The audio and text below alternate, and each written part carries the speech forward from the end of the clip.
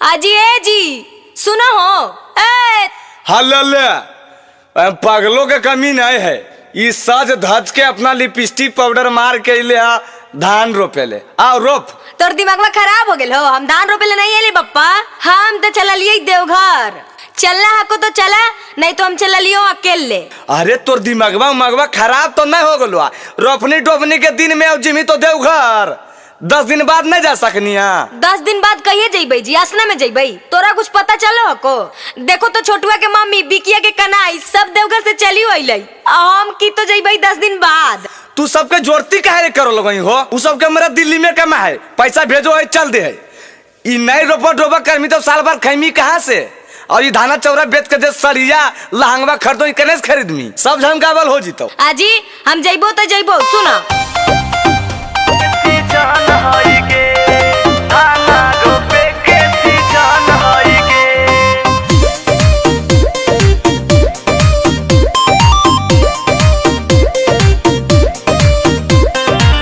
सब कोई के कामर के ना गेले पिया, आधा लोग जल ढर के आ गेले पिया। ए जी आ गेले पिया।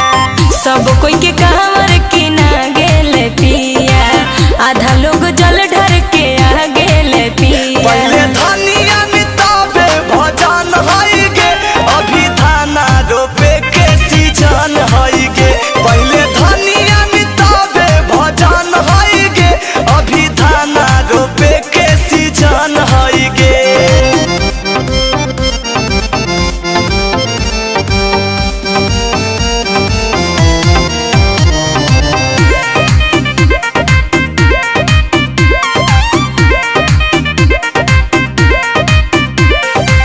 ऐसे ना घूर गे जैबै जरूर गे, पहले जरूरी किसानी पिया हो सावनवा बीत जीते, किनल कामर सही छूट जीते। आगे जाए के हमारो दमान होई गे, अभी धाना रोपे के सीजन होई गे। पहले धनिया मिताबे भजन होई गे, अभी धाना रोपे के सीजन होई गे।